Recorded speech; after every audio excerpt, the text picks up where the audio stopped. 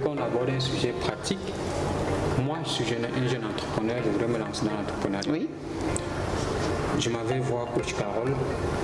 Quelles sont les pistes de solutions ou les orientations que coach Carole va me donner pour bien mener à bout la création par exemple, de mon entreprise? Quel type d'entreprise il me faut créer?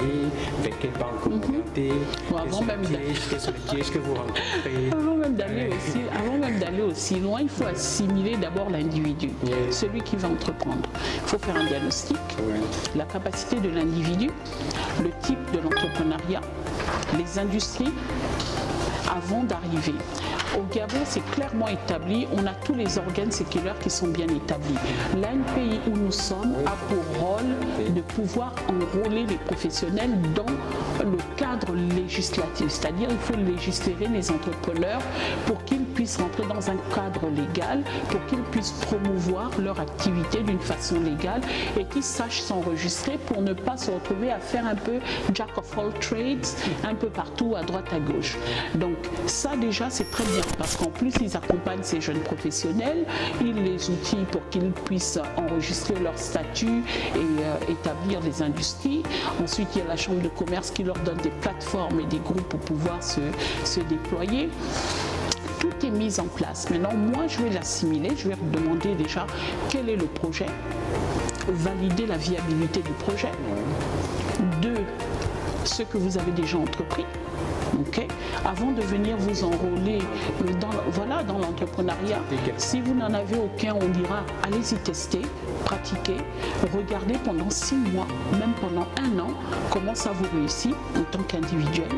Parce que dès lors où vous vous enregistrez, vous êtes déjà responsable d'un point de vue fiscal. Donc, il faut étudier.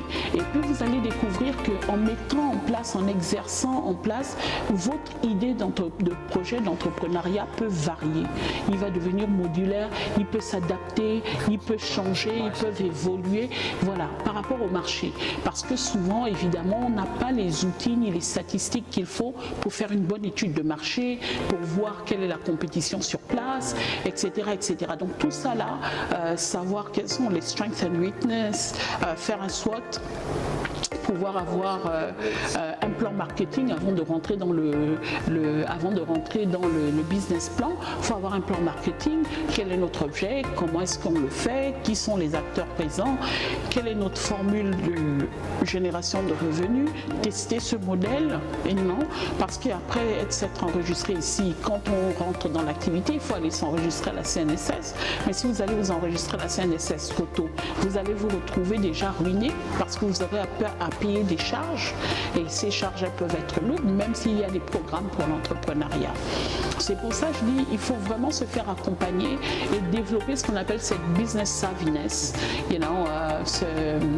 cette ruse, être un peu renard pour savoir et puis voilà, des outils d'optimisation et puis éviter de mettre la charrue avant les bœufs. C'est pour ça que je dis formons-nous. J'essaye de monter un maximum de formation, une variété de sujets qui va venir outiller le professionnel de telle sorte qu'il aura tous les outils qu'il lui faut pour réellement conditionner son entrepreneuriat pour le succès. D'accord, magnifique. Voilà. Il faut vraiment se faire accompagner lorsqu'on veut se lancer dans l'entrepreneuriat parce qu'il y a plusieurs erreurs stratégiques qu'on peut éviter. Voilà. Accompagner. Voilà. Donc ça veut dire que je vais lancer mon entreprise, je m'approche d'un professionnel, d'une consultante comme coach Carole, elle va me dire, fais un diagnostic par exemple, avant de m'orienter. Est-ce qu'il faut que j'aille sur le terrain, fonctionner encore dans l'informel, essayer de valider mon idée avant de l'informel n'est pas mal quand on démarre, parce que c'est le terrain de jeu, c'est ce qui vous permet. Mais très vite, il faut revenir à formaliser votre structure. Et c'est pour ça un organe comme l'ANPI est très important. Pour ça, il est important, même avant même d'arriver à l'ANPI, de faire ce qu'on appelle un diagnostic, d'aller voir un cabinet spécialisé. Nous, notre cabinet, Carlib Consulting Business and Intelligence, Carlib Conseil Business et Intelligence, parce qu'on va faire les études, les données statistiques, il y en a très peu, infortunément au Gabon, et ceux qui en ont les gardent pour eux, donc il n'y a pas cette libre circulation de l'information qui va faire en sorte qu'on développe ces références réflexes naturels, mais c'est en train de changer. Donc d'une part il y a ça, et puis également que le professionnel se sente à l'aise. L'ANPI c'est une maison, donc comme dans une maison, il faut garder le traditionnel africain. Quand on ne connaît pas, on va au corps de gare, on dit bonjour, je suis tel, ou je suis le fils de tel, ou je suis tel, et j'ai tel projet, et je souhaiterais m'enregistrer, qu'est-ce que vous pouvez me conseiller? Les agents ils sont hautement qualifiés pour vous conseiller et vous orienter. Vous prenez l'info, ne le faites pas à chaud, vous revenez, vous macérez, vous digérez, vous absorbez, et puis après vous vous déployez. Et ce qui manque à l'Africain, notamment ici au Gabon, on marche beaucoup par émotion, et les émotions ne nous permettent pas de prendre le recul qui s'y est pour pouvoir prendre les bonnes décisions et éviter certains pièges. Donc il faut définitivement le faire. Et l'avantage que l'on a également en étant accompagné par un coach professionnel, c'est d'avoir une expertise constante, une expertise réelle qui va nous permettre à nous de mieux aborder l'entrepreneuriat. Parce qu'aujourd'hui, c'est devenu tellement vulgarisé que c'est devenu comme un sport, c'est devenu comme une mode, une tendance, mais on ne s'en rend pas compte. Il y en a qui dépriment, il y en a qui font des AVC, il y en a qui se ruinent, il y en a qui ne sont pas soutenus, il y en a qui n'ont pas le support familial, qui n'ont pas de soutien financier, qui n'ont pas. Donc c'est beaucoup de mécaniques qui doivent se mettre en place pour que la personne puisse réellement aborder tous les aspects de l'entrepreneuriat. Et donc, quels sont les financements avec lesquels vous démarrez? Si vous n'en avez pas, quelles sont les différentes options de financement, hormis les traditionnels, parce que les traditionnels, c'est-à-dire les banques, sont difficiles à trouver, les mentors sont difficiles, mais il y a des options. Il y a le love money, qui est l'argent de ceux qui vous aiment, le père, la mère, l'oncle, la tante, les sœurs, belles-sœurs et tout l'entourage. Si vous avez besoin de 10 millions, mais oui, si vous avez besoin de 10 millions et que 100 personnes vous donnent 1 million chacun, ça vous fait 10 millions pour monter.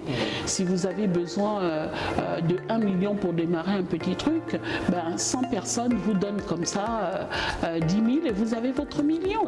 Donc, voilà, donc il faut pouvoir vendre son projet. Donc c'est là où on dit il faut avoir des qualités humaines, donc il faut se former, savoir se former à la prise de parole en public, se former, comment on appelle ça, aux outils de communication, se former dans son industrie en faisant des recherches, en regardant qui sont les opérateurs, pour avoir l'air intelligent, informé et construit, pour pouvoir articuler et parler d'une industrie, de parler de son projet, de son impact dans son écosystème, etc. etc. C'est énormément de situationnel qu'il faut avoir.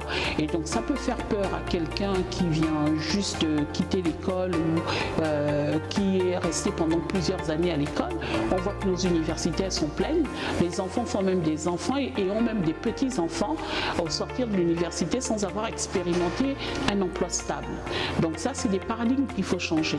Et donc beaucoup de ces personnes s'orientent vers l'entrepreneuriat par désespération, parce qu'il n'y a pas d'autre plan. Donc ça devient un plan A pour un grand nombre.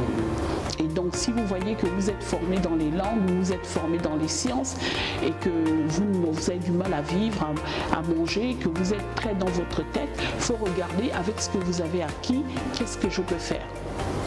Si c'est donner des formations, si c'est devenir expert. Donc je vois, j'ai géré pour un groupe de consultants international là, et je gérais donc le bureau de ces consultants internationaux ici au Gabon. Et donc, de pouvoir avoir beaucoup de ces consultants, ils sont devenus consultants comme si on prend une classe. Et bon nombre d'entre eux n'ont pas eu la pratique en termes d'expérience professionnelle, accumulative, tous les degrés qu'il faut passer pour devenir consultant. Et ceux qui sont très jeunes, parce qu'ils ont un ou deux masters et se disent que donc ils vont devenir des consultants internationaux, il faut aller en pratique, il faut essayer et il faut connaître qui sont les organes qui vont vous donner ces marchés. Vous avez le PNUD, PNUD, vous avez la Banque mondiale, vous avez l'ONU, vous avez tous ces différents organes internationaux, là, FMI, etc., qui sont là justement et qui ont besoin d'expertise. Donc il faut être conscient de l'écosystème dans lequel vous voulez évoluer, du marigot dans lequel vous allez aller nager, pour pouvoir conditionner des résultats qui soient accordément à vos objets. Le tout, c'est pour ça que je dis, il faut changer le mindset. Et puis il faut rentrer dans le développement personnel. Parce que bon, la femme dans nos cultures, si elle est ambitieuse, c'est qu'elle est méchante, elle est mauvaise, c'est pas permis. Non, on peut être une femme et on peut être ambitieuse. On est dans la décennie de la femme, donc il faut pouvoir assumer tous ces paradigmes. Donc il faut aussi suivre toute cette actualité internationale, tous ces contrats qui sont signés. Il faut revenir à nos chaînes locales, parce que ce sont nos chaînes locales qui nous donnent ce qui se passe dans le pays. Les chaînes internationales nous parlent de l'international et de la perception qu'on a de nous à l'international. Mais si nous, on regarde dans nos chaînes locales, on verra que tous ces pays occidentaux, ils sont venus déposer des lettres de créance, que leur mandat est dans l'éducation, dans la technologie, dans les routes et les ponts, etc. Si on est quelqu'un qui est dans la logistique, on sait qu'on peut aborder telle ambassade. Si on est dans l'agriculture, on sait qu'on peut aborder telle ambassade, qui ont des programmes, qui ont des sites. Donc il faut réellement aller vers cette intelligence, donc vraiment chercher les informations. Donc voilà. Donc nous, dans le cabinet, non seulement nous faisons de la formation professionnelle, nous accompagnons depuis 10 ans exactement un nombre, des centaines d'entrepreneurs. Personnellement, Coach Carole accompagne également les entrepreneurs de l'écurie Okume Capital, donc qui sont donc ce qu'on appelle des champions, donc là-bas. Et puis il y a aussi tous ces autres entrepreneurs que j'ai, une émission sur Radio Nour qui s'appelle Allo Coach. Ce sont les jeudis, les lundis et les mercredis, voilà. Allo Nour, sur la Radio Nour, ce sont des directs. Les directs sont les lundis et les mercredis, et ils sont généralement de 11h à midi. Voilà. Et donc lors de ces directs, ça permet réellement aux jeunes d'acquérir des informations sur des points.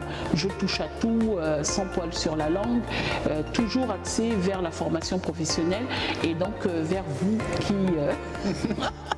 qui nous écoutez aujourd'hui. Donc,